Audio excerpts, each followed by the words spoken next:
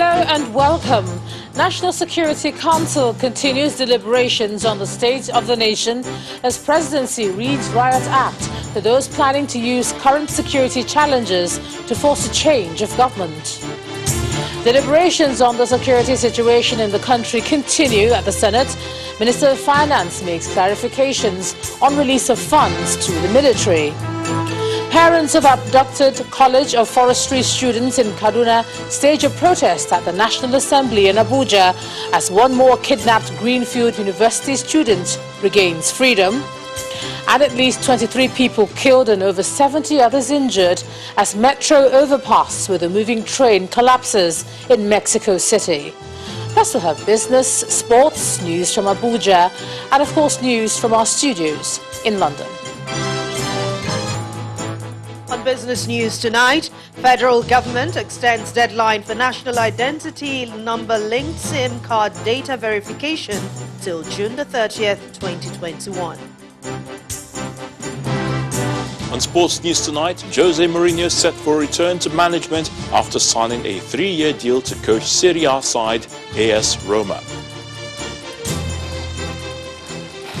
And from Abuja, Senate committee gives chairman of Code of Conduct Tribunal, Danladi Umar, 2 weeks to appear before it again to answer questions over alleged assault.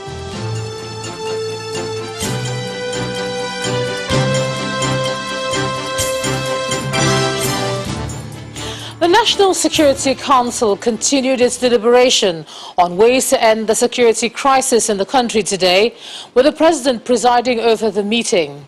The Vice President, Professor Yemi Oshibajo, the Secretary to the Government of the Federation, Mr. Boss Mustafa, and the Chief of Staff to the President, Professor Ibrahim Gambari, were in attendance. Others are the Service Chiefs, the Minister of Defense, and the National Security Advisor, Babagana Monguno.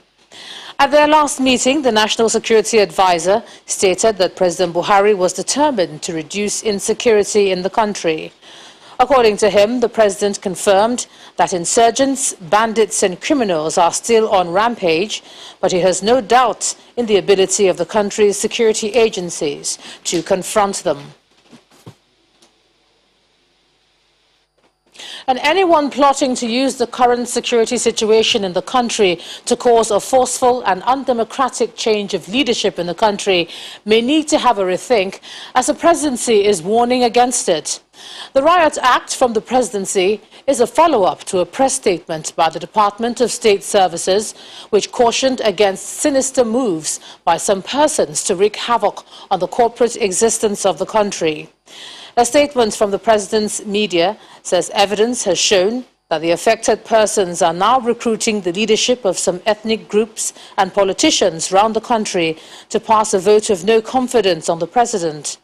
The statement reads, "Nigerians have opted for a democratic rule, and the only accepted way to change a democratically elected government is through elections which hold at prescribed times in the country. Any other way is patently illegal and even treasonable. Of course, such would attract the necessary consequences." The President also condemned the killing of 11 people in Gwa West local government area of Benue State and some parts of Anambra State. He says, quote, "Violence on innocent people by anybody and any group is unacceptable and indefensible. Hate and bigotry have eaten so deeply and violates the sanctity of life if we allow the culture of violence to go unchecked. Such mobs would destroy law and order." The President also cautioned Nigerians against the temptation of taking the law into their hands in the name of revenge, because according to him, there are no winners in the cycle of violence, only losers. In the meantime, the Finance Minister, Mrs. Zainab Ahmed, has been making clarifications on the funding for the Nigerian military in the last 3 years as they continue to tackle insecurity in the country. Mrs. Ahmed appeared before the Senate Committee on Army today and told the lawmakers that President Buhari prioritizes funding of the military, and the Minister of Finance will release 100% of monies appropriated to the military in the 2021 budget. Our correspondent Linda Akiwe reports. Finally, the Minister of Finance is before the Senate Committee on Army to explain budgetary provisions and releases to the military to tackle the security crisis in the country. Her absence at the meeting, scheduled for last Thursday, April 29th, triggered the displeasure of the committee chairman, who has consistently sounded an alarm that the armed forces are not well equipped to fight the war on terrorism and general insecurity. It is so bad that the Nigerian army are rationing ammunition. Rationing food is common, is usual, but armed ammunition, they ration ammunition. And I can be quoted. I have gone round the formations. I have not seen a Nigerian soldier holding a brand new AK-47 yet. Details of releases. But the finance minister emphasizes that the federal government has been diligent in providing funds to the military. Perhaps what we are providing is not enough, but the fact is we provide what is budgeted and we provide what is approved. She also gives a breakdown of releases to the armed forces. In 2020, the total capital budget for the armed force for the Nigerian army was 34.37 billion, and this amount was released 100%. In 2021, that is this current year, the total budget for the Nigerian army is 29 billion. And so far, and we're in May, and this is as at April, we have released 17.98% of that, which is 61.92%. As the committee goes into a closed-door session to hold further discussions with the finance minister, the Senate president at plenary discloses that the service chiefs and heads of security agencies would on Thursday, May 6th, appear before the upper chamber to brief lawmakers on efforts to address the spate of insecurity in the country. I want to appeal to all of us that the briefing we will take from the service chiefs and other security agencies will be very crucial for us to be properly informed, properly guided, and that if there is any request for supplementary budget, we should be able to understand why we should consider and approve such requests. The Senate had also asked the Chief of Army Staff and Inspector General of Police to immediately deploy troops to defend troubled communities and also establish a permanent military and police base at the axis adjoining Shiroro and Rafi local government areas in Niger State besieged by Boko Haram. Linda Akibe, Channels Television News. Meanwhile, the PDP caucus in the National Assembly says they are concerned about what they describe as the ineptitude and inability of the APC-led government to arrest the drift to anarchy, which they say is the current state of affairs. Senate Minority Leader Naya Abaribe told National Assembly correspondents that from 2015 to date, rather than solving the security situation in the country, the APC-led federal government has broadened the security challenges. He made the comments after a joint caucus meeting with members of the House of Representatives, where they suggested that immediate steps should be taken by government at all levels to put proper security infrastructure in place.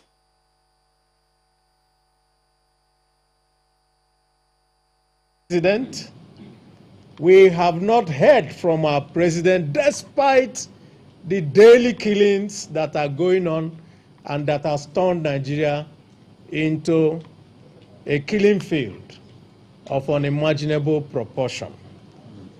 And therefore, the caucus has taken note and will continue to take note of the constitutional breaches that is happening at this time by the government of the APC, and will at the appropriate time utilize all constitutional methods and measures available after consultation with our colleagues to do the needful to save the country from collapse.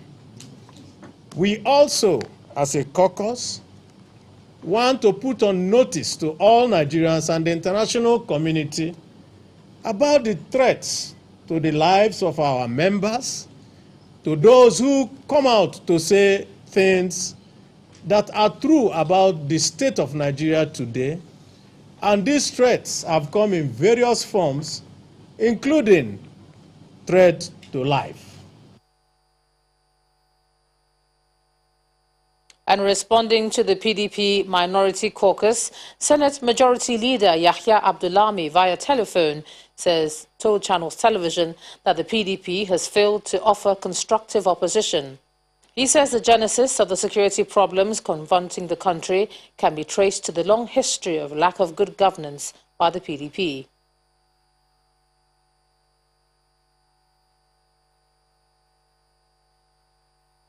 The abduction of 39 students of the College of Forestry, Afaka, happened in Kaduna State.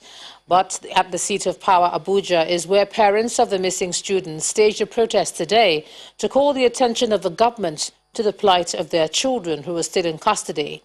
They walked the streets of the nation's capital alongside some rights activists to the entrance of the National Assembly to demand action from the government. All the parents want is the safe return of the remaining 29 students who have now spent about 2 months in captivity. 10 of them had earlier been released. Our correspondent Empress Simon reports. Dressed in black, holding placards, chanting songs, families of the abducted students of the College of Forestry Mechanization, Afaka, are in the nation's capital for a protest. It's been 55 days since the abduction, and there is no word about the whereabouts of the remaining 29 students abducted from the college on the 11th of March 2021. The protesters, including women, walked through the street of Abuja for about 1 kilometer under the scorching sun. Some social activists are also cited among the protesters.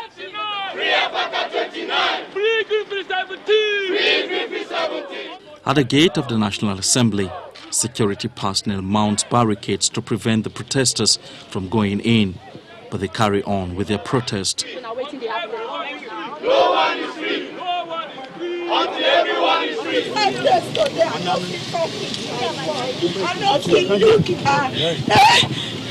Help us! I beg, just help us! Help us!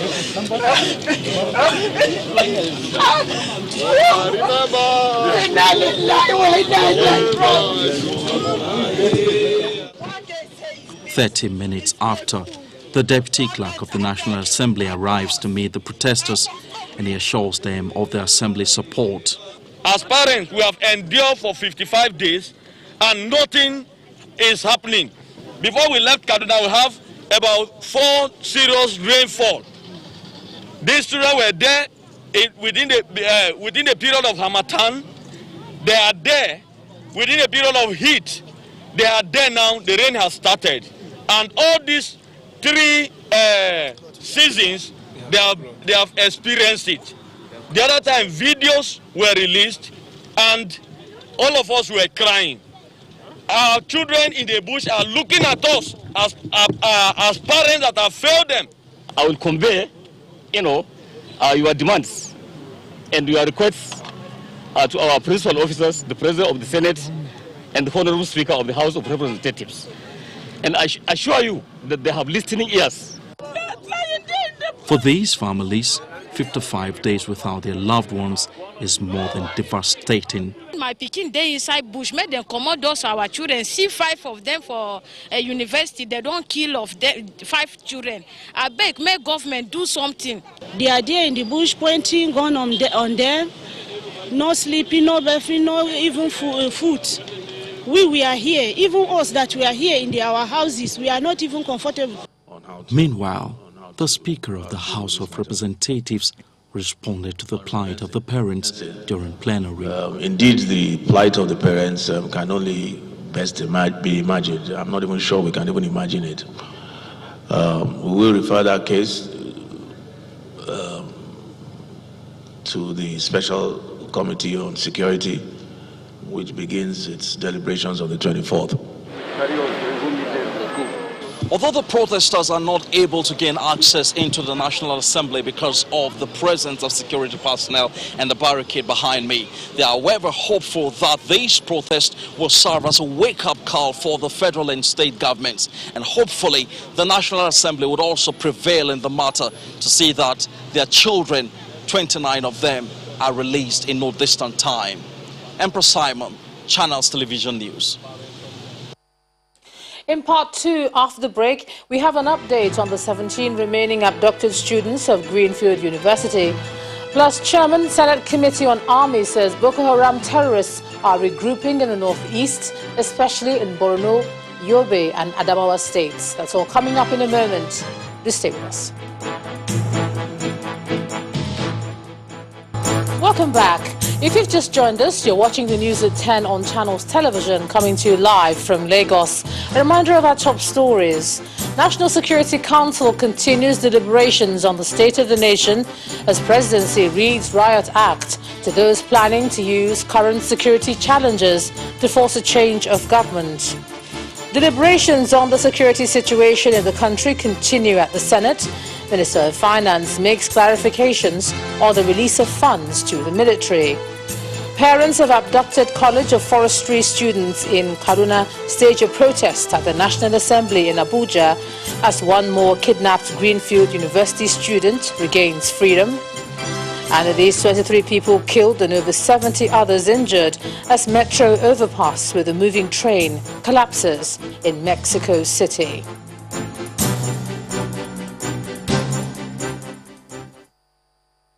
There's a different story in Kaduna State where one of the 17 remaining abducted students of Greenfield University has been released. The mother of the freed student told Channels Television about her son's release but refused to give details.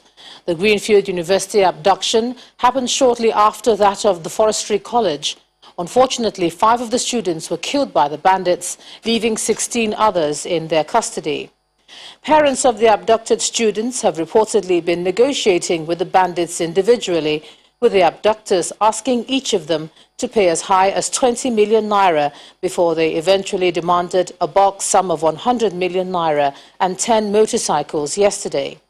With the release of the students, the fate of the remaining 16 still hangs in the balance, even as the bandits threaten to kill them if their parents and government fail to pay the 100 million naira ransom and also provide them with 10 new motorcycles. The Chairman, Senate Committee on Army, Senator Ali Ndume, has raised the alarm that Boko Haram insurgents are once again regrouping in the northeast, specifically in Borno, Yobe and Adamawa states. Senator Ndume told journalists after his bill seeking to establish a federal college of education in his hometown, Goza, in Borno State, passed second reading on the floor of the Senate.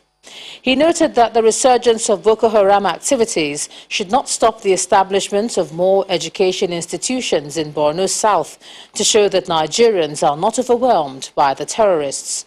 According to him, the establishment of the institution would help to transform the fortunes of the people of the senatorial district, which has had no institution of higher learning over the years. The Minister of Information, Lai Mohammed, is asking the People's Democratic Party to hold state governments, including those headed by members of the party, accountable for the security challenges in the country. According to him, banditry and kidnapping are not federal offences. The minister says it's unfortunate that the opposition party has not recognized efforts by the current administration on the matter, including the town hall meeting held in Kaduna where a 10-point action plan was drawn. He says the press conference by the PDP is just a play to the gallery and accuses the opposition party of trying to play politics with issues of national security. It is shocking that a party that ruled this nation for all of 16 years does not know that kidnapping and banditry are not federal offenses. The PDP should therefore call out the states, including those being controlled by it, to ensure a rigorous prosecution of arrested kidnappers and bandits. Meanwhile, PDP completely forgot that as far as tourism, a federal offense is concerned, this federal government has successfully prosecuted thousands of Boko Haram members in Kenji as part of a continuing exercise. We are now seeking the cooperation of the judiciary to continue with the trial of arrested terrorists. As the campaign against insurgency continues, troops of the Nigerian Air Force have killed several bandits during an operation in Birnin-Gwari local government area of Kaduna State. The bandits were said to have been killed when they converged at a location following credible intelligence about their movement. The Kaduna State Commissioner for Internal Security and Home Affairs, Mr. Samuel Arwan, explains in a statement that the ministry had on Sunday, May the 2nd, 2021, received intelligence reports of bandits congregating at the outskirts of Birnin-Gwari, which is also close to some villages in Shiroro local government area of Niger State. He said that on receipt of the intelligence, the Nigerian Air Force components of Operation Thunderstrike mobilized for armed reconnaissance. And in Benue State, 12 assaulted rifles and a general-purpose machine gun carted away by militia groups during an ambush on soldiers have been recovered. The militia group killed 11 soldiers and a captain in the attack, which happened in Konshisha local government area of Benue State. Governor Samuel Otom says the killing of the soldiers is a bad omen that should never happen again. He said the humanitarian crisis occasioned by the military clampdown in search of their weapons is something the state alone cannot handle, considering the number of internally displaced persons, which now stands at over 1 million people across the state. He made the comments when he received the Country Director of Action Aid in Nigeria, NAOB, at the Government House in Makurdi. The House of Representatives is asking the Inspector General of Police to take over the case of the murder of Ms. Inubong Umoren, who was killed in Akwa Ibom State after she was lured with a fake job offer. The House is charging the IG to ensure that justice is done and the family of the victim is well protected. The resolution of the House follows a matter of urgent public importance. Our correspondent Terry Ikumi reports. Inubong Umoren, a job seeker in Uyo, Akwa Ibom State, raped and murdered by one Udwak Akpan, as confirmed by the police in the state, after she was lured with a false job offer. Inubong's case brings to light one of the many dangers faced by women in Nigeria. So we'll take the two motions. This has caught the attention of the House of Representatives, and the lawmakers want the matter handled at the highest level of the Nigeria Police. Cognizant that it has been reported that the assailant, upon his arrest by the police and subsequent voluntary conversion, boasted that he is well connected and will be released from the police custody scot-free in a matter of days. Mandates the Inspector General of Police to immediately commission and take over the investigation and prosecution of the perpetrators of the heinous crime. Mandates the Inspector General of Police to ensure the protection of our family members. The House further mandated Committee on Women Affairs and Social Development to follow up on the case. Meanwhile, the attention of the House is also drawn to the killing of the Commissioner of Kogi State Pension Board and subsequent abduction of a local government chairman. The commissioner was killed on the 1st of May. They were in the same vehicle with the abducted chairman. And as at this morning, they called and they are demanding for 100 million naira. In the meantime, the House passes two bills through second reading. They are a bill for an act to provide legal framework for the establishment of national social investment programs to alleviate poverty among vulnerable Nigerians, and a bill for an act to amend the Court of Appeal Act 2004 to increase the number of justices of the court to 6 justices in every judicial division of the court. Terry Ikumi, Channels Television News. The Rivers State Governor Nyesom Wike has placed 2 suspected gang leaders in the state on a watch list, vowing to ensure that both men are brought to justice before the end of his administration on May the 29th, 2023. Governor Wike gave the names of the suspects as Komasi and VIP. He says the two suspects are responsible for many crimes committed in Ahoda East and Ahoda West local government areas that border Bayelsa State along the East-West Road. Rivers State does not belong to any other place. Rivers State is an autonomous state. We are friendly people who allow anybody to come here and do business. But nobody should go beyond doing the business to come and put unnecessary flag here. We will not take it. There are two of your boys, one VIP and one Kumasi. You will enjoy them. VIP is very tough. Very tough. He kills and go. Don't worry. One day, you will know that he cannot kill and go again. I'll put a price tag on his head. Some of you give them information, you use them. I heard of the bearer one day, one Kumasi went and harassed chairman of council, and people were sending text messages. Kumasi did this, Kumasi did that. Tell him the time is over. We will do everything we can, even if it's the last project I will do. That is the last project I will do to succeed. I will achieve those projects that Kumasi and VIP will go. When the news at 10 returns, we have more stories from our Abuja studio. Plus, again, federal government extends deadline for the national identity number linked SIM card data verification to June the 30th, 2021. And that will be on Business News. Please join us again.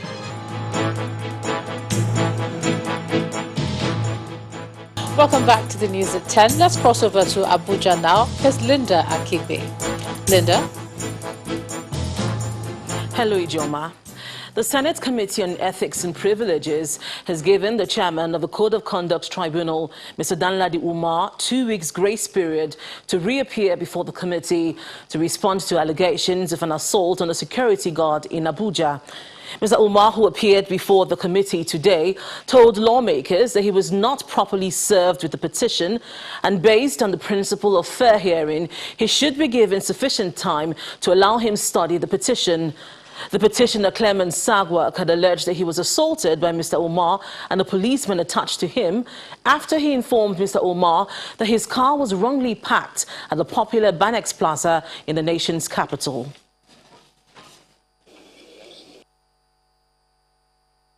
Honestly, okay, see, I can be most obliged if I can be given, even if it is a week from now.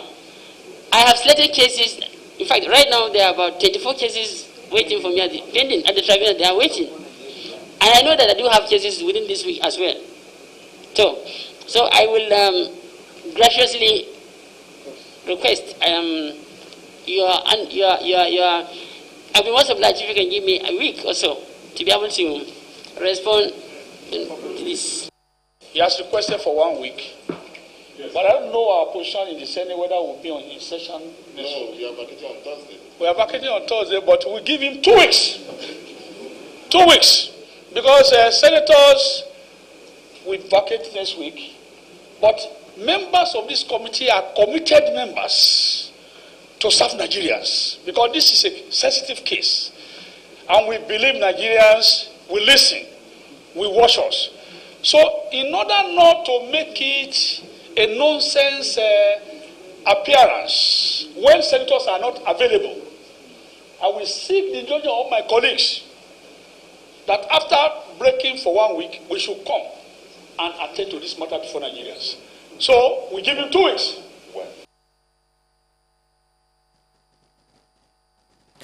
Government ministries, departments and agencies that perform almost the same function may be shut down in the nearest future. And that's according to the Ministry of Finance. And they say the move is towards cutting down the cost of governance and reducing unnecessary expenditure by the federal government. The Minister of Finance, Mrs. Zainab Ahmed, made this declaration at a policy dialogue on corruption and cost of governance in Nigeria. This is a policy dialogue initiated by the Independent Corrupt Practices and Other Related Offences Commission to explore and provide policy that can address induced wasteful expenses and sanitize the governance system in the country.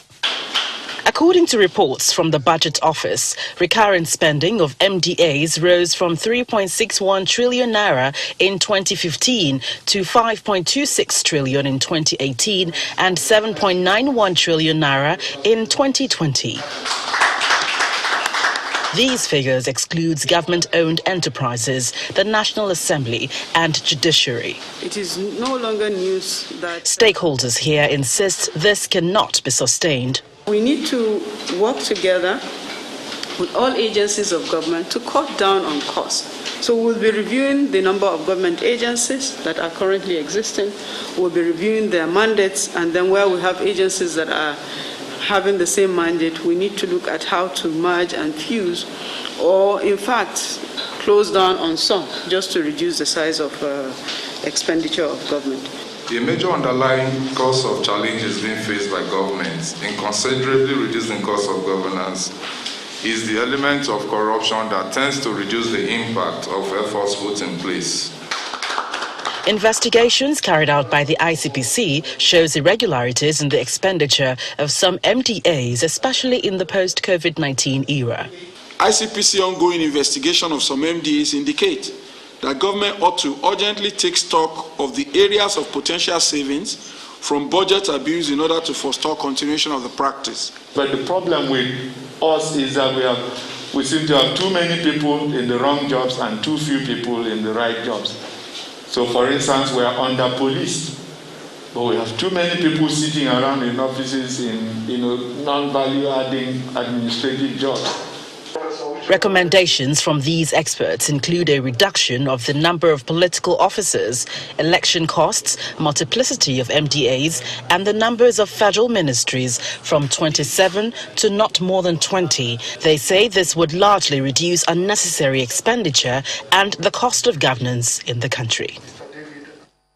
Journalists in Nigeria have been urged to help calm frayed nerves in the country by balancing out bad stories with good stories coming out of the country.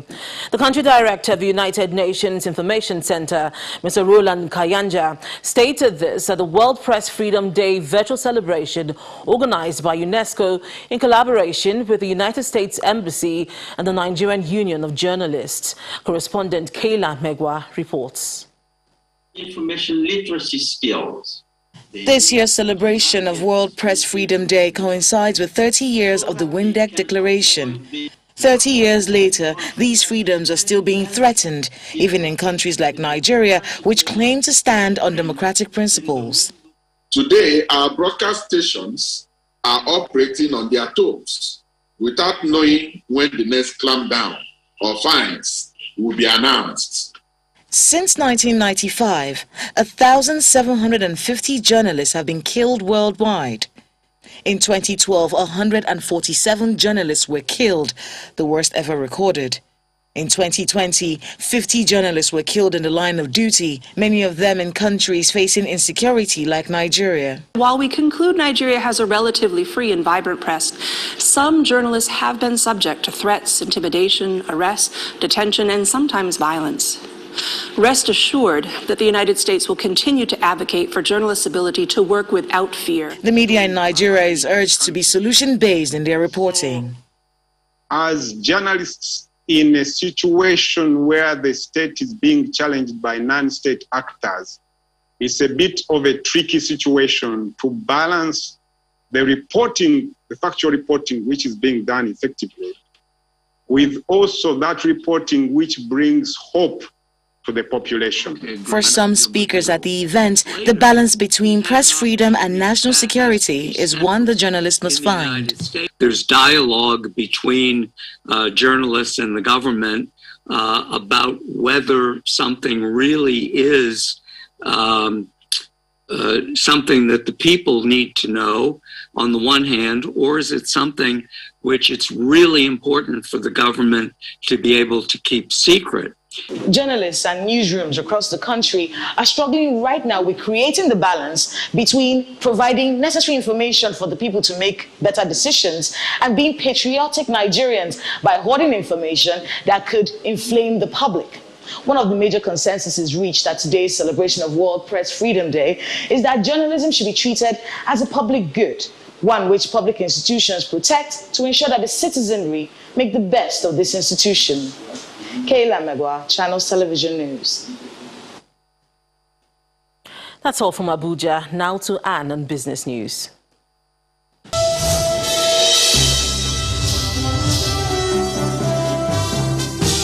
Thank you, Linda. Hello and welcome to Business News. The federal government has approved the further extension of the deadline for the national identity number for SIM card verification till June the 30th, 2021. Now, this decision follows the outcome of a virtual meeting attended by the Minister of Communications and Digital Economy, Asa Pantami, as well as the chief executives of the Nigerian Communications Commission and the National Identity Management Commission.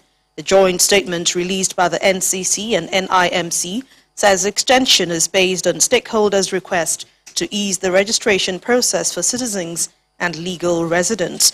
Meanwhile, both agencies say almost 54 million Nigerians have obtained their NIN within the ongoing registration exercise.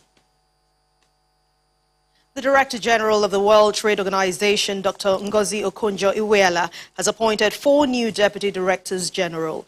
The new appointees are Angela Ellert from the United States, Ambassador Jean-Marie Pogam from France, Annabelle Gonzalez from Costa Rica, and Ambassador Xiaochen Zhang from China.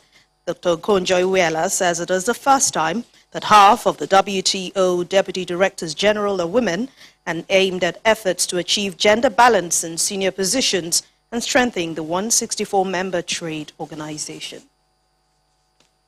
Let's head to the local equities market. It began the month of May in red as today's trading tilts away from the gains recorded in Friday's session, despite a close of 24 gainers led by Lasako. Eni John Mekwa tells us more.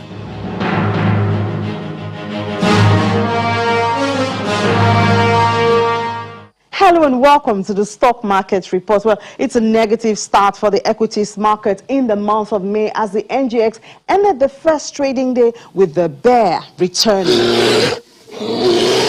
Well, it shouldn't come as a surprise as all the sectors we tracked ended in the red except for consumer goods, which was up 0.76%, largely driven by international breweries after its share price gained 9.62% to close at 5 naira 70 kobo. The renewed profit taken by some investors has led to a mild 0.08 pullback on the all-share index, with the market cap slightly lower at 20.83 trillion naira. On the activity chart, the volume, the value, and deals were higher compared to last trading figures, which was recorded on Friday. Now, it might appear that the release of some first quarter 2021 corporate earnings results are not having as much impact as expected on the market, but traders do expect that more results will have the expected rebound in the coming days. That's the stock market report. I'm Ini John Mekwa. And that's Business News tonight. Thank you for watching. I'm Anne Mwawadu. It's back to you, Juma. Thanks a lot, Anne. Still ahead on the news at 10, at least 23 people killed and over 70 others injured as a metro overpass with a moving train collapses in Mexico City. Plus other international news from our studio in London. Do join us again.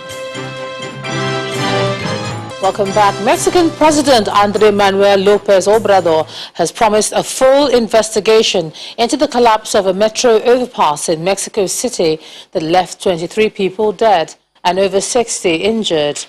Rescuers have been trying to reach as many survivors as possible trapped inside the rail carriage dangling from the overpass. The city's mayor says one of the concrete beams collapsed as a subway train passed over it in one of the deadliest episodes in history in the city's subway system. Here's Simon Pusey with more in Around the World in 5. Welcome to the Channel Studios here in London with your international news around the world in 5. At least 23 people have been killed and at least 65 injured after a metro overpass collapsed in Mexico City while a train was travelling on it. The dramatic footage shows at least 2 train carriages precariously hanging from the damaged overpass as emergency fire and medical crews initially used ladders to access the carriages. Como siempre, la Fiscalía General de Justicia. Mexico City's mayor said that a support beam had given way, causing the overpass to collapse. Rescue efforts were briefly interrupted at midnight because the partially hanging train was very weak and a crane had to be brought in for safety. India has passed 20 million COVID infections as the epidemic continues to devastate the country. India's second wave, fueled by lax safety protocols and massive public festivals and election rallies, has overwhelmed its hospitals. Delays in testing, diagnosis and treatment, as well as a shortage of critical care beds and crucial drugs, has resulted in a spike in deaths too. The Indian Premier League has also been postponed with immediate effect, with multiple reports of team bubbles being breached by positive cases. The United States regulator is expected to authorize the Pfizer-BioNTech COVID-19 vaccine for children aged 12 to 15 by next week.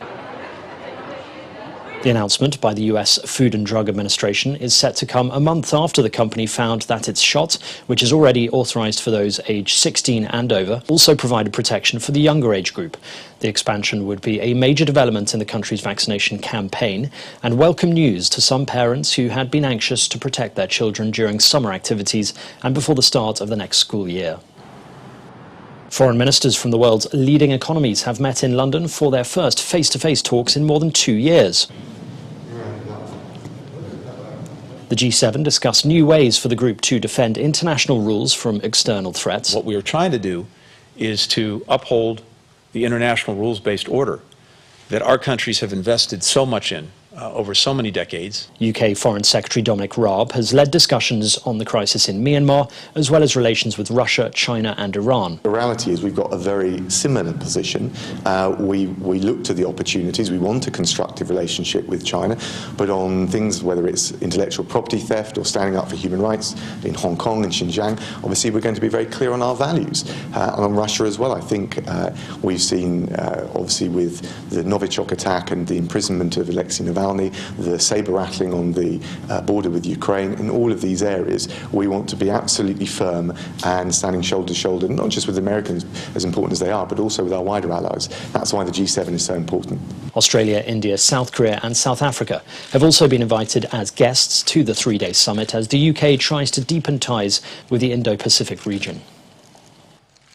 The Spanish Coast Guard has rescued 42 migrants who were drifting 30 miles off the island of Gran Canaria. The rescued migrants, who included 18 women and 3 children, disembarked at Arguinens port. The number of undocumented migrants arriving in the Canary Islands jumped 8-fold from 2019 to more than 25,000, with the impact of the coronavirus pandemic on tourism and other industries in North and Sub-Saharan Africa pushing more to embark on the dangerous journeys. Egypt has signed a contract with France to buy 30 fighter jets in a deal worth $4.5 billion. President Emmanuel Macron said in December he would not make the sale of weapons to Egypt conditional on a commitment to respect human rights because he did not want to weaken Cairo's ability to counter violence in the region. Egypt's defense ministry said the deal would be financed through a loan to be repaid over at least 10 years. And finally, Cairo's National Museum of Egyptian Civilization has unveiled a unique dining experience during the holy month of Ramadan. The museum inaugurated a restaurant called Maulay a few meters away from 22 royal mummies that were recently moved to the capital. The idea aims to give visitors a rare chance to dine at the restaurant and later enjoy a night visit of the museum. The usual opening hours are from 9 a.m. to 3 p.m, but is also open from 8 p.m. to 11 p.m. specifically for the restaurant's visitors. And that's your international news around the world in 5. Now back to the Channel studios in Lagos. Thanks a lot, Simon. Let's take a look at some sports now. Here's Ayotunde Balogun.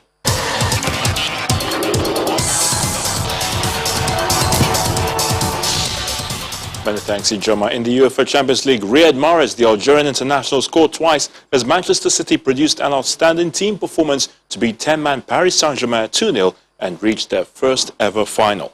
Mahrez opened the scoring on 11 minutes. He then made sure of Man City's first European final in 51 years when he finished off a stunning counter-attack just past the hour. Man City will now meet either Real Madrid or Chelsea in the final at the Ataturk Stadium in Istanbul on May the 29th. Serie A club side AS Roma have announced that Jose Mourinho will take over as coach on a 3-year deal from next season. Mourinho, sacked by Tottenham Hotspur in April this year, will replace fellow Portuguese Paulo Fonseca, who will leave Roma at the end of the current campaign. The 58-year-old returns to Italy, where he led Inter Milan to the treble in 2010. The Confederation of African Football CAF has approved Teslim Balogun Stadium, Lagos, and 6 other stadiums for Super Eagles home games in the 2022 FIFA World Cup qualifiers. The Moshood Abiola Stadium, Abuja, which is currently under renovation, Godswill Akpabio International Stadium, Uyo, and Stephen Keshi Stadium, Asaba, were also approved by the African Football Governing Body. Nnamdi Azikiwe Stadium, Enugu, Samuel Ogbemudia Stadium in Benin City, and the Adokie Amiesemaka Stadium in Port Harcourt also got CAF's nod to host Super Eagles home games. The Super Eagles will host Liberia in the first game of the qualifiers in June at the Teslim Balogun Stadium in Lagos. The Minister of Youth and Sports Development, Mr. Sunday Dare, has charged the caretaker committees of the 30 sports federations to be focused. The minister says the inauguration of the caretaker committees must ensure Nigeria's preparations for the Tokyo Olympic Games are not hampered. The minister gave assurance that the federations with qualifying tournaments for the Olympics will be adequately supported. And that sports news is back to you, John.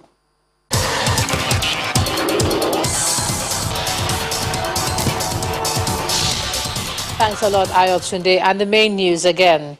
The National Security Council continued deliberations on the state of the nation today as the presidency read the Riot Act to those planning to use the current security challenges in the country to force a change of government. Also today, deliberations on the security situation in the country continued at the Senate, where the Minister of Finance made clarifications on the release of funds to the military. And at least 23 people were killed and over 70 others injured as a metro overpass with a moving train collapsed in Mexico City. And that's the news at 10 tonight. Thanks so much for staying with us. I'm Ijoma Bunyato. You have a good night.